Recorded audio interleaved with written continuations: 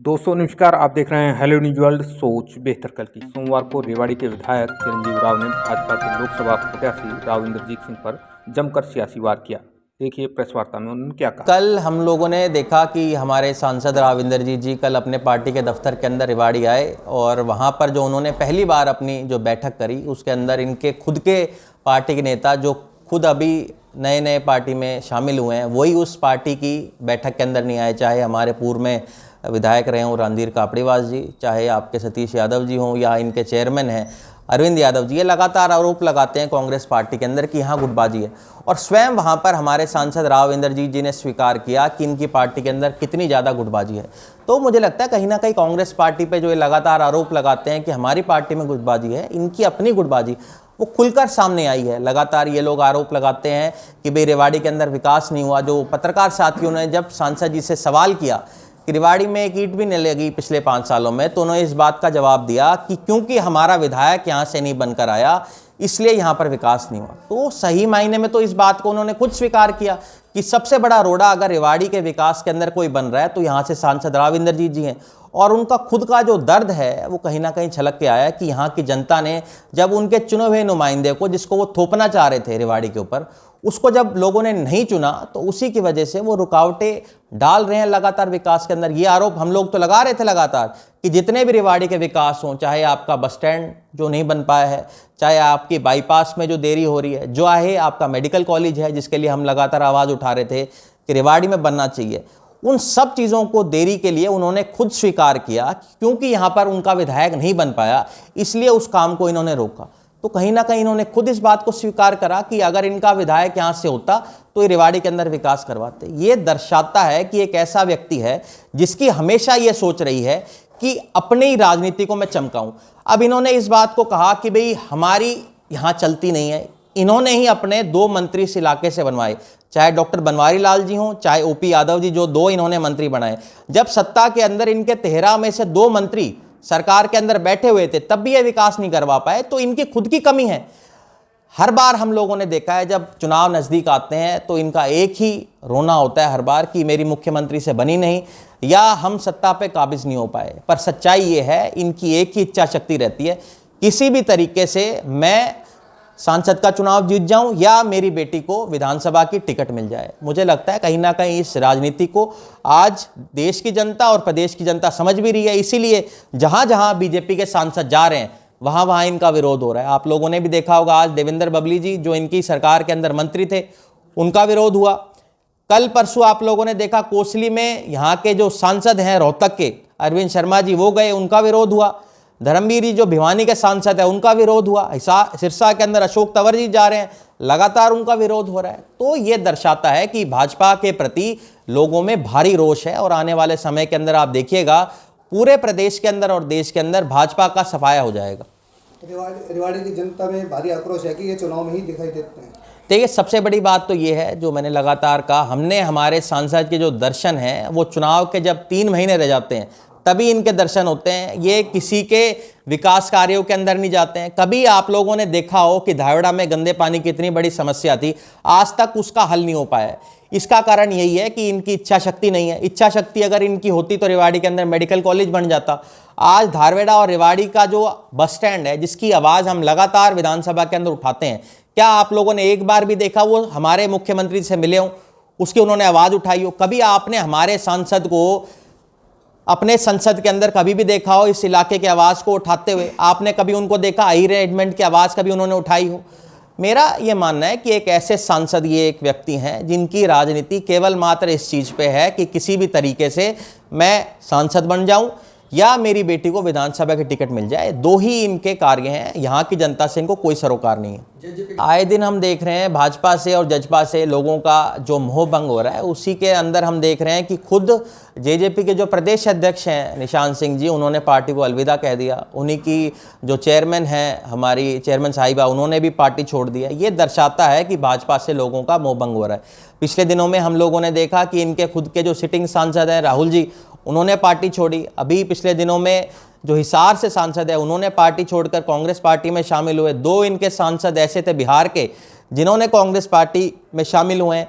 उसी तरीके से गुजरात में हम लोगों ने देखा कि 2 व्यक्ति को जिनको इन्होंने टिकट दे दी थी, जो सिटिंग एमपी हैं, उन्होंने इनकी टिकटें वापस लौटा दी हैं। तो कहीं ना कहीं ये दर्शाता है कि इनके अपने सांसदों में इस बात का विश्वास नहीं है कि अब की बार ये लोग सत्ता के अंदर आएंगे।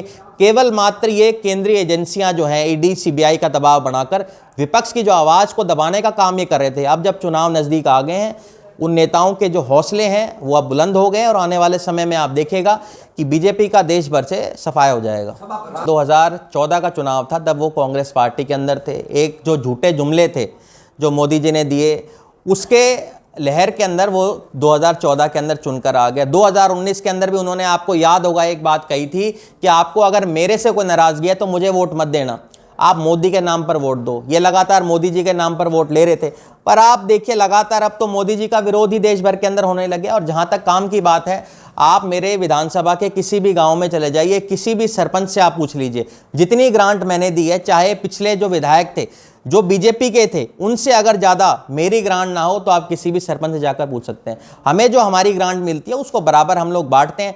अब ये जो बात आपने कही, प्रदेश के जो मामले हैं, चाहे बस स्टैंड की बात हो, चाहे धारड़ा की बस स्टैंड की बात हो, चाहे गंदे पानी का जो आता है भिवाड़ी से, ये सारी समस्याएं तो स्टेट की समस्या है जिनको ये करना नहीं चाहते, इनकी इच्छा शक्ति नहीं है। और इस बात को तो स्वयं आपके सांसद ने स्वीकार कर लिया कि आपका विपक्ष का विधायक है, इसलिए हम काम नहीं होने दे रहे। तो हमें तो उसका जवाब देने की जरूरत ही नहीं, जब सांसद खुद इस बात को स्वीकार कर रहा है कि यहां से अगर इनका विधायक होता तो यहां पर काम होते। क्या सुनील मुसेपुर को हराना रेवाड़ी की जनता को भारी पड़ा, इसका बदला वो ले रहे हैं? देखिए, अगर उनको लगता है कि जनता के खिलाफ ये काम वो करेंगे, जनता को दंड देने का काम कहीं ना कहीं जो हमारे सांसद राविंदरजीत जी कर रहे हैं, इसका फल इनको आने वाले लोकसभा चुनाव में देखने को मिलेगा। और हम लगातार देख रहे हैं लोगों का विरोध हो रहा है। अभी क्या कारण है, आप देखिए, जितने भी और सांसद हैं जो चुनाव लड़ रहे हैं, उन्होंने अपने दौरे शुरू कर दिए हैं।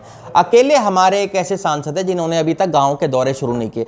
अभी मैं देख रहा था, लोगों ने कहा कि 9 इनके प्रत्याशी हैं, उन सबका विरोध हो रहा है। उनका विरोध इसलिए हो रहा है क्योंकि गांव-गांव ढाणियों में वो जा रहे हैं प्रचार करने के लिए। अभी सांसद जी जाएं तो जी प्रचार करने के लिए, अभी तो केवल मात्र उन्होंने 3 मीटिंगें ली हैं अपने जिले की, उसके अंदर भी इनके नेता खुद के नहीं आ रहे हैं। ये दर्शाता है इनका कितना विरोध है। विरोध का डर है कहीं कि गांव में जाएंगे तो? आप लोगों ने देखा था पिछले चुनाव के अंदर भी इनका बहुत विरोध हुआ था। जब इनका विरोध हुआ तब इन्होंने एक ही बात कही कि मेरे जो गलतियां हैं या हमारी जो हरियाणा सरकार की गलतियां हैं, उनका नुकसान मोदी जी को आप मत दीजिएगा, आप मेरे नाम पे नहीं, आपके मोदी जी के नाम पर मुझे वोट दे दिए। आने वाले समय में आप देखिएगा जी, मोदी जी का जब विरोध हो रहा है तो सांसद जी कहाँ बचेंगे। राव साहब का कहना है कि कांग्रेस डरी हुई है हार की वजह से, इसलिए अभी तक प्रत्याशी घोषित नहीं करे। देखिए, आप लोग तो स्वयं समझदार हैं। अभी तक इन्होंने हरियाणा की 10 सीटों की घोषणा करी है, जिसमें से जो 6 हैं वो उधार पे उन्होंने कांग्रेस से लिए हुए। हमारे जो सांसद हैं राविंदरजीत जी, वो भी भाड़े पे कांग्रेस से ही भाजपा के अंदर गए थे। इन्होंने सिरसा से अशोक तंवर को टिकट दिया, वो कांग्रेसी थे।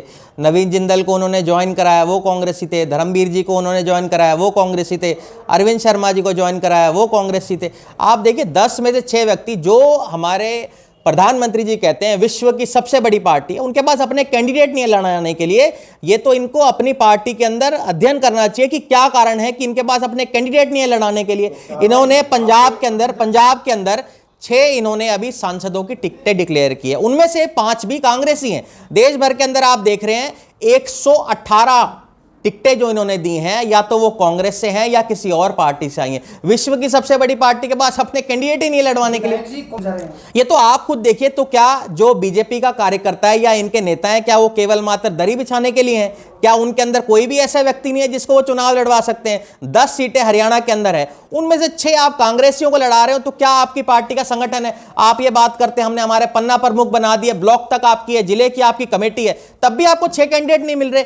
तो इसका मतलब तो ये हुआ कि कांग्रेस पार्टी एक ऐसी पार्टी है जो नेताओं को खड़ी करने की एक खान है। और आप देखेगा आने वाले समय के अंदर भी कांग्रेस पार्टी लगातार मजबूती के साथ चुनाव लड़ेगी। और इनको अपनी पार्टी के अंदर जरूर बैठ के अध्ययन करना चाहिए मोदी जी को और शाह जी को कि क्या कारण है कि इनके जो नेता हैं इनकी लगातार पार्टियों की टिकटें वापस करते जा रहे हैं, और क्या कारण है कि लोग अब छोड़ छोड़ के कांग्रेस के अंदर आ रहे हैं। तो क्या इसी वजह से हमारी टिकटें घोषित नहीं हो पा रही? देखिए, आपको जहां तक बात की हरियाणा की, हरियाणा क्योंकि पता है आपको हमारे सेकंड लास्ट फेज के अंदर है, और बहुत सारे ऐसे स्टेट्स हैं जहां पर हमारी टिकटें अभी तक डिक्लेयर नहीं हो पाई हैं। तो जब उनका हो जाएगा उसके बाद हमारी आपको लिस्ट आ जाएगी। 9 तारीख को हमारी सीईसी की बैठक है, 10 तारीख को हमें लगता है या 11 तारीख को हमारी टिकटों की घोषणा हो जाएगी।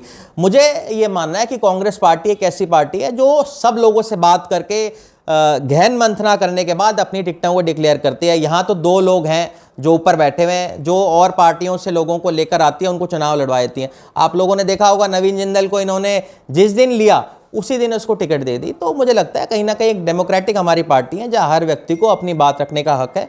आने वाले समय में कांग्रेस पार्टी जल्द अपनी टिकटों का डिक्लेयर करेगी। कैप्टन साहब चुनाव लड़ रहे हैं। देखिए, ये इस बात का फैसला तो जहाँ तक है कांग्रेस हाईकमांड करेगा। कैप्टन साहब ने जो बात हुई उनकी, हमारे भक्तरन दास जो चेयरमैन है स्क्रीनिंग कमेटी के, उनसे ये कहा है कि अगर कांग्रेस पार्टी और हाईकमांड चाहेगी कि मैं चुनाव लड़ूं तो हम तैयार हैं। अगर कांग्रेस पार्टी ये कहेगी आप देश भर में जाकर, क्योंकि वो ओबीसी के चेयरमैन भी हैं, कि पार्टी के लिए प्रचार करें, तो हम प्रचार करेंगे। इस बात का फैसला तो कांग्रेस पार्टी को करना है कि किसको चुनाव लड़ाना है। ये बहुत चीज़ों पर निर्भर करता है। कैप्टन साहब, जैसा कि उन्होंने पहले भी ये कहा था कि मैं तैयार हूं चुनाव लड़ने के लिए। संगठन उनकी बात भी टाल सकते हैं? देखिए, संगठन टालने की बात नहीं होती। जो चुनाव लड़ा जाता है बहुत चीज़ों पर निर्भर करता है। क्या पता कांग्रेस पार्टी को ऐसा लगता हो कि कप्तान साहब का जो फायदा है वो देश भर में जहां जहां ओबीसी हैं उनको एकत्रित करने में या गोलबंद करने में होगा, तो वो वहां जाएंगे प्रचार करने के लिए। और उनको अगर पार्टी कहेगी आप चुनाव लड़ी तो चुनाव लड़ेंगे।